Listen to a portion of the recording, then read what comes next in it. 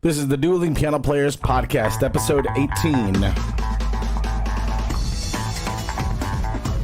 You are listening to the #1 rated Dueling Piano Players Podcast with your hosts, Joel Randolph and Johnny K. Joel and Johnny invite you to join them online at DuelingPianoSchool.com and get the edge in the dueling piano world. And now, here are your hosts, Joel Randolph and Johnny K. Welcome to the Dueling Piano Players Podcast from DuelingPianoSchool.com, where we help you get the edge in the dueling piano world. This is Johnny K. This is Joel Randolph. Rock and roll, Joel. What up, Reverend Johnny K? The Reverend's in the house. That's a good story, isn't it? That's a good story. Johnny really is the Reverend. Got on the internet, paid what, $25? Paid nothing. It was free. It was free? Mm-hmm. And the Reverend shall set you free. Yeah, I like free stuff. I like it when I can become an ordained minister on the internet for free.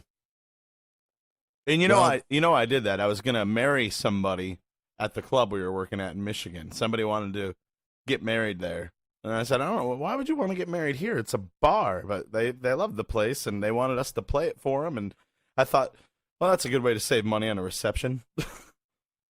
I guess, right? Have it at the piano bar. So, speaking of reception, we're getting some feedback on the website.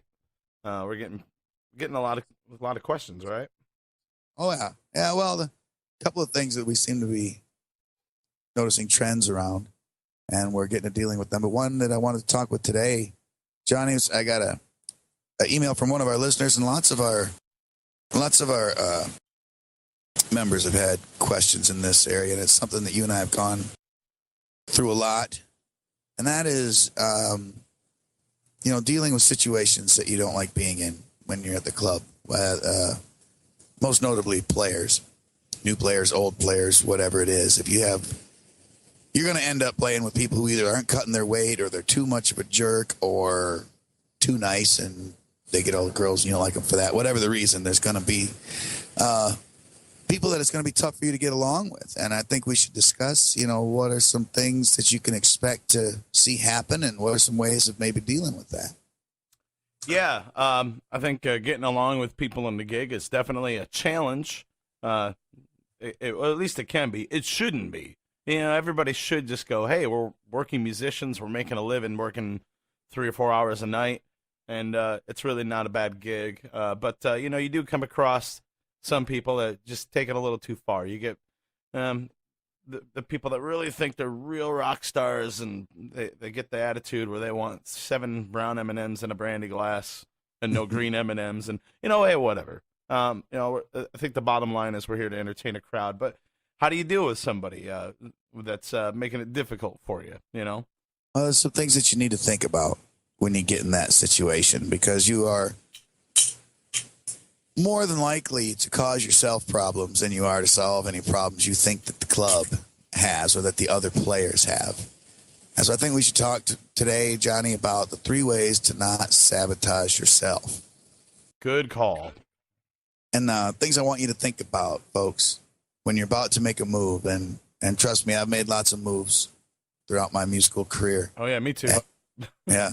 And we're not going to tell you today, which choice to make, but we're going to try to give you some alternate perspectives that maybe you didn't have, that our experience can benefit you from, and you can hear some stories about what's happened to us in these situations, maybe give you something to chew on when you're trying to make your decision.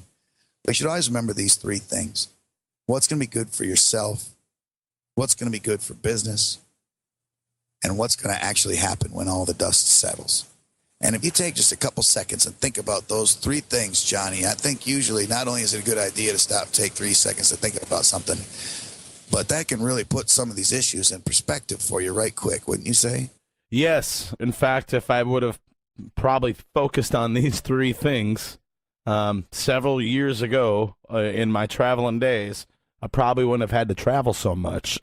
No, this is one of the benefits of my 25 years of experience. I've probably done everything there is to do in the music business, more wrong than right. So it takes some living and learning, but hopefully if you've heard some of these stories from us and you end up going through these situations, then it can put some perspective on it and help you make the right choice and skip over some of the mistakes that we made. Well, that's why we're here too. That's how you're going to get this edge. You get to learn from things that we've already done wrong, and we can help you not to do those. We also know a lot of things to do right, and so let's get at it. First of all, you got to look at, what's this going to do for yourself? I mean, obviously, if you're not happy in your situation, you're sucking the passion out of what you're doing, and that's a big part of it. You got to be happy at work because you're entertaining a crowd, and it's a party atmosphere, and you have to look like you're enjoying yourself. And if you're not enjoying yourself because of one other person, I think you have to look at yourself first. You have to go, is this really a big deal? Is it that big of a deal? Or, can you kind of get over it? I think one of the suggestions that I would say is maybe give it a little bit of time to see if you can find some strengths on this other guy. Say, if it's one other guy that you just have a problem with, making a big stink about it's not going to help yourself. But if you try to find something that he's good at and maybe focus on that, then you can take the focus off of the things that are driving you crazy about him, because you don't want to be sitting up on stage all night long looking like you're miserable. It's not going to sell drinks. It's not going to put money in your tip jar. It's not going to make anybody happy, especially you. Not going to keep you your job. Let's get a little specific about what brought all this conversation on. Okay. Johnny. Okay. I got an email today from somebody asking, from my experience, my point of view, that the owners were kind of bringing in evidently they have a 3-member team. The owners were bringing in a 4th person. And that happens a lot of times, that you have a team and they're going to bring somebody on and they wanted him trained so that they have somebody local in the area. And evidently the guy, understandably, isn't pulling his weight. Now, I really don't know any more details than that. I don't know if the guy is terrible or if he just smells bad or if he buys everybody drinks except for the person that wrote me the email. I don't know what the details are, but it brought to mind that is going to happen a lot. In fact, as I've been entertainment director for 12 years, 10 years. How old am I? Too old. And been band leader and working with the agency that owns all the companies I work for over 20 years. There's always going to be that one guy that everybody gangs up on. And it get to a point where, Johnny, I can go through and list all of you guys that have trained with me and list when you didn't like that guy, and then when this guy didn't like the person after him, and the person before you didn't like you, and go right down the list of, there's always going to be that guy. Well, especially if this is a new guy that they're training and he's not pulling his own weight. Well, yeah, it takes some time. He doesn't know how to do it. Maybe he needs to be on this site. Well, and here's exactly they need to be. And here are some things for you to think about now. How this affects you personally. We're going to talk about how it affects business in a minute. But first, you need to figure out what is your real issue. If the problem is the guy physically harming you, or is the club, have asbestos in there and you're getting sick from it, if you're being physically hurt because of the stresses of this job, man, there are just too many places to work doing this gig that you don't need to beat yourself up over any one of them. And if it's a mental issue, then, where it's just driving you crazy working with somebody or working with the owners, or you don't like the clientele or whatever, I'm thinking, wouldn't you agree, Johnny, about 90% of the issues are all in your head? Yeah. I think whatever you focus on, whatever you think about, becomes your reality. I believe that for a very long time. And the more you put all your energy on somebody else driving you crazy, the more that person is going to drive you crazy. So it's a matter of, sometimes you just got to get over it. But like you said, there's too many other places to work that if this is just not making you happy, if it's causing you stress, you could move somewhere like Florida or move to the beach and play at a club there, or go out on a cruise ship where there is no stress. There's plenty of opportunities for you to not be stressful in your job. And if that's not an option, if you're living in this town and you need to work there and you like it except for this one guy, then you got to figure out a way to get over it. There's always going to be somebody that you don't like or that doesn't like you. And the bottom line is, well, you're getting paid to do a job, so you need to do your job. skill you want to develop is not, hey, I can move all over the country all the time and work all kinds of different places for not very long. The skill you want to develop is that I can work with whoever they put in here with me. And I guess what I want to get at is when you're moving away from whatever it is, when you decide you don't want to work at this club anymore, you just can't stand it, and you find another one. If you need some help, maybe we could even help you find a job somewhere. Sure. But there's still going to be that guy. And if you're just a person that doesn't know how to deal with everything when it isn't your way and you don't have your, M&Ms in a brandy glass? That gig. Is that back when you were making $1,000 a night? Yeah, and I was playing with Ozzy. But you don't want to just carry that problem with you. So be really considering, is the job causing you harm or are you doing it yourself? Right. And that's just one thing for you to think about. It could be either. I can tell you there are people that I just don't care to play with, not even for bad reasons, not because people were mean to me, nothing like that. I just have my own reasons. And I have other reasons to put up with some people who you would think that I probably wouldn't enjoy playing with. But, I know why I'm doing that stuff because I thought of it. What does this actually mean to me? And that's where I moved. Which kind of brings us to our next point. What does that mean for business? And that can mean the club's business, and that can mean your own personal business. What do you think? Yeah, dollars and cents, especially. What's it going to do to your money? That's why we're in business. We need to make money to survive, to live. And if you allow yourself to be stressed and to have these mental issues, everything in your head, if you allow yourself to just go crazy over somebody else, it will affect your business. Because if you're the guy sitting on stage, pissed off all night because you got to work with this guy, people are going to notice that. The club's going to notice that. The owners, the managers, the wait staff, the other piano players are going to notice that, and there's going to be tension. And the crowd really doesn't like sitting there and not being entertained. And so they stop giving you money. They stop buying drinks. They walk out the door to the next bar where somebody is being entertaining, and that's where all their money goes. And they have a damn good time. They enjoy themselves, and now you're sitting there at 12 o'clock with no crowd, no money in your tip jar, and you're thinking about, okay, that looks like I'm going to have to find work somewhere else. And it's all based on your attitude of not liking this guy or not being able to work with this guy. Sometimes you got to make the best of a situation. When the world hands you lemons, you make lemonade and you throw a little sugar at it or something. You got to use your line. But you got to still remember, whatever's going on between you and another player, even if it's just in you and nobody really knows about it yet, the crowd doesn't know about it. The bar doesn't need to know about it. You can handle things outside of that area, but if you got to check your ego, you got to check your emotions at the stage before you get on stage. Don't take that on stage with you, and handle it off stage. There was a situation, a few years ago where I was working with a guy and I just did not like this guy. This guy was one of the biggest jerks I've ever met, just constantly complaining. Listen to me complain, talking about this guy.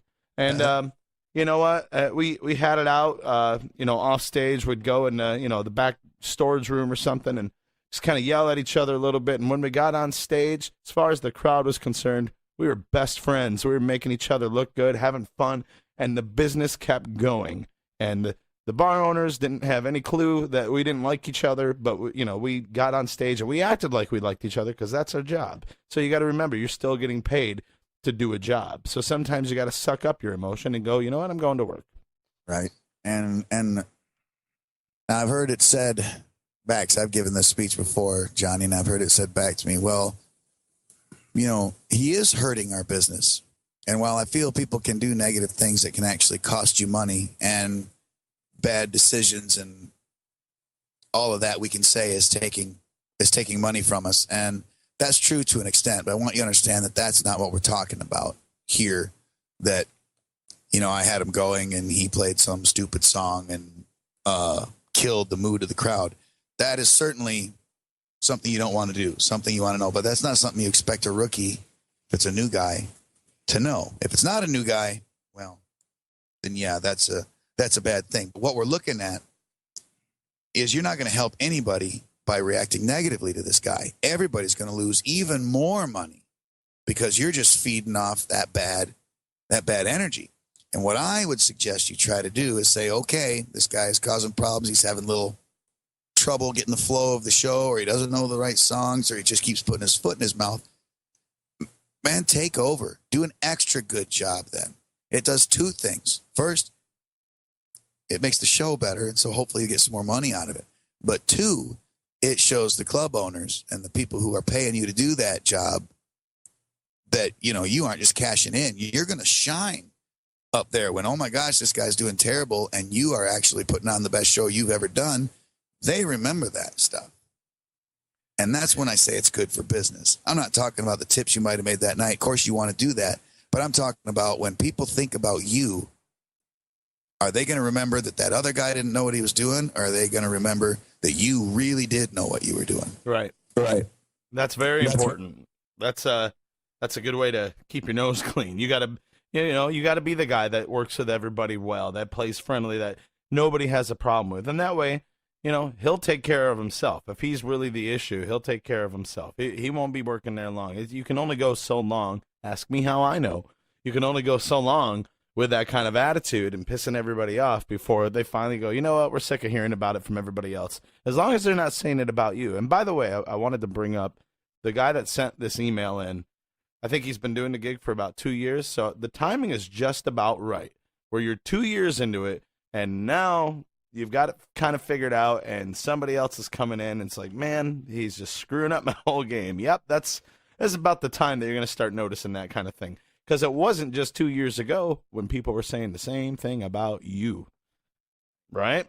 So, sometimes, if this guy is brand new to the gig and he's coming in, you might want to put yourself in his shoes. Maybe he's absolutely terrified of getting on that stage every night and just trying to figure out, just trying to get by, and doesn't really know what to do, and that can drive you crazy.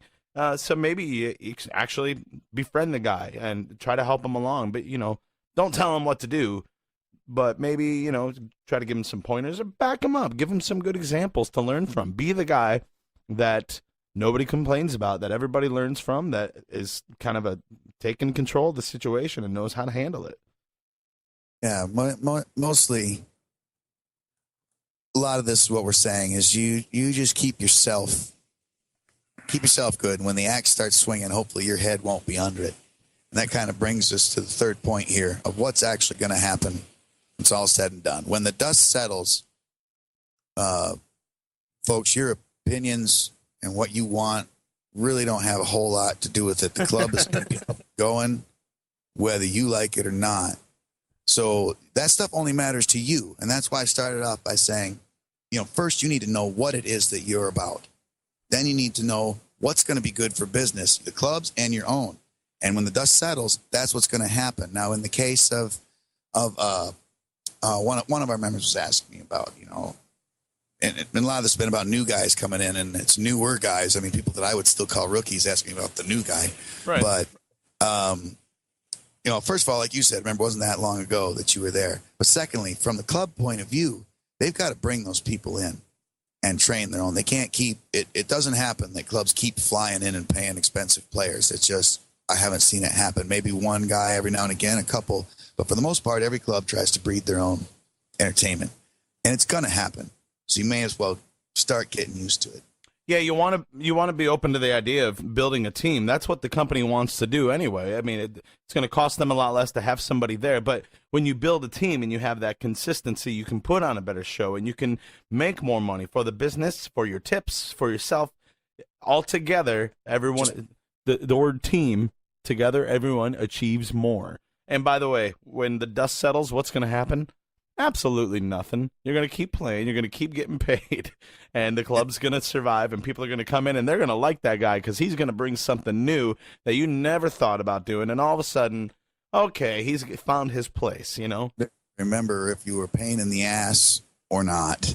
Now I can paint you a couple pictures, Johnny, of a guy that really no problems. Wasn't great, wasn't terrible. Did the job, earned his money.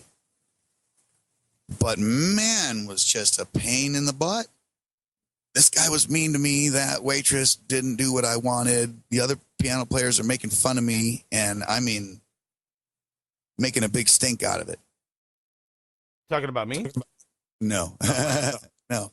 But we, we did our best to deal with it. as a company and like, okay, guys, quit being mean and, and no wait staff. And I mean, it was. Sounds like kindergarten class. You go sit over here. You sit over there. When he's done playing with that, you can have it. Here's what, on the last time, the owner called me after some email and said, is this for real? I said, yeah. He said, well, here's the deal. I don't want it in my club.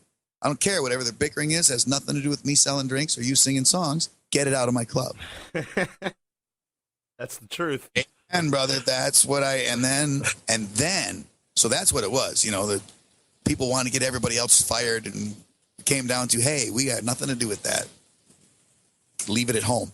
Long and the short of it was, the next time the owner was down, that guy who was causing all the problems happened to have a bad night he just didn't sing and play well. That was his job right there. Oh, boy.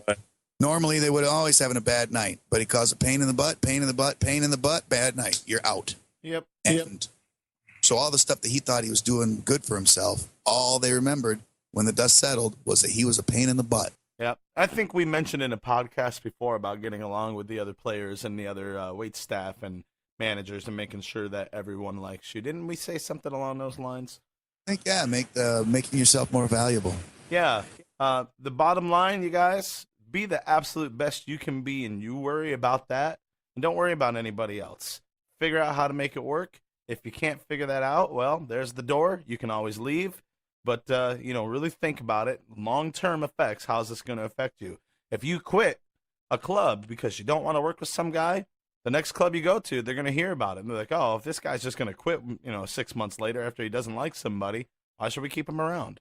Let's look for long-term growth, and let's look for building a team. Let's look for figuring out ways to get along with each other. And remember, most of the problems you have are just your problems. That's it. They're not anybody else's problems. They're in you, and you need to address them with yourself. Yeah, how much of them you paint on your job is entirely up to you. I've been fortunate to work closely with the club owners and managers and stuff for the last several years, trying to learn their side of it, to understand why they make some of the crazy decisions that they do, like bringing this guy in. Why would you do that? Well, you don't understand that he cost, $35 and brings his own babysitter or whatever. You have no idea why they're doing it. And in the end, they aren't there to make you a rock star.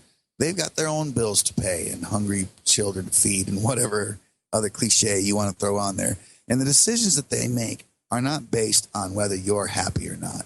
That's supposed to be your problem. You do the show, go. We've got our own decisions to make over here in the dollars and cents world. And I'm never going to pretend to understand that. Look at me, I don't have any money in my bank account right now. But, the club owners understand that I know how to make them money.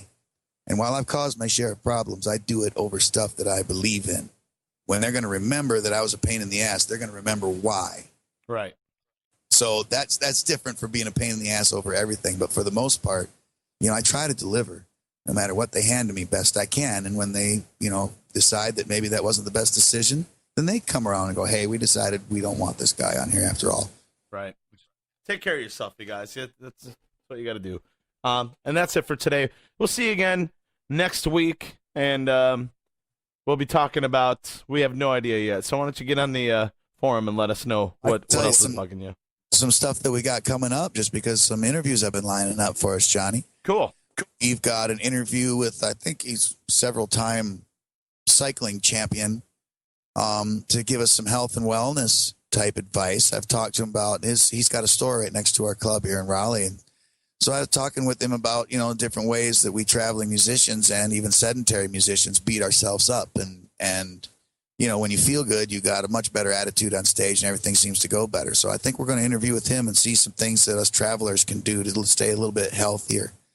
Another thing, I'm going to have a good friend John Taylor come on, and we're going to talk about some old school concepts that are still very valid today in the new realm of dueling pianos. And I'm going to talk with a very good friend of mine, an awesome, awesome entertainer, if you ever get a chance to see any of these people, Adam Barber. If we can ever get him to come out of hiding, or his wife will let him have the phone.